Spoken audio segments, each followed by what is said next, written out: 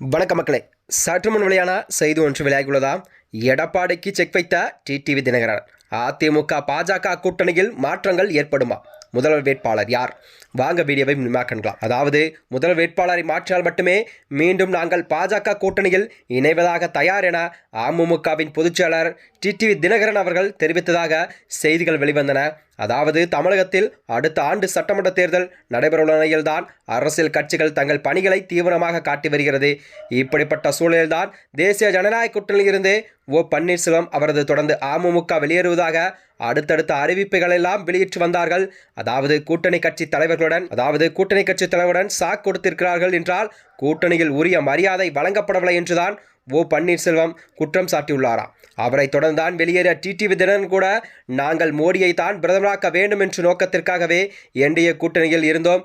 எங்கள் கூட்டணிக்குள் கொண்டு வந்தவர் அப்போதைய பாஜகவின் மாநில தலைவர் அண்ணாமலை தான் அவர்கள் என்று கூறியிருந்தாராம். அதாவது அப்போது அண்ணாமலை அவர்கள் கையாள முறையாக இருந்தது. ஆனால் இப்பொழுது இருக்கும் நயினா நாகேந்திரன் அவர்கள் முறை கையாளது சரியாக இல்லை என்று அவர் வழிநடத்தவில்லை என்றும் குற்றம் சாட்டியுள்ளார் டிடிவி தினகரன். அதாவது கூட்டணியில் பன்னீர்செல்வத்துக்கு அநீதி இழைக்கப்பட்டுள்ளதாம்.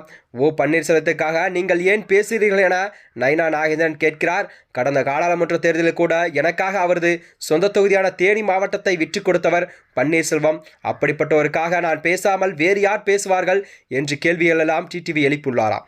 இதனைத் தொடர்ந்துதான் பன்னீர்செல்வம் டிடிவி தினகரனும் மீண்டும் தேசிய ஜனநாயக கூட்டணிக்குள் வர வேண்டும் என்று நயினா நாகேந்திரனும் அண்ணாமலையும் மாறி மாறி தங்களுடைய கருத்துக்களை எல்லாம் தெரிவித்து வருகிறார்களாம்.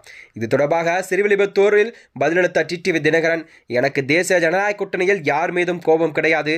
நயினா நாகேந்திரன் அண்ணாமலை என இருவருமே தனது நண்பர்கள்தான். என் செல்போன் நம்பரை நயினா நாகேந்திரனிடம் உள்ளது.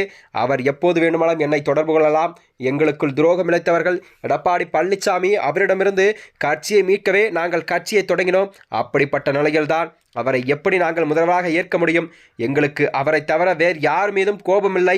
இதனால் முதல்வர் வேட்பாளரை மாற்றும் பட்சத்தில்தான் நாங்கள் மீண்டும் கூட்டணிக்குள் வர தயாராக இருக்கிறோம் என்று அவரது ஆதரவாளர்களாம் தெரிவித்த நிலையில்தான் டிடிவி தினகரன் பேச்சு அதிரடியாகவும் இருந்தது.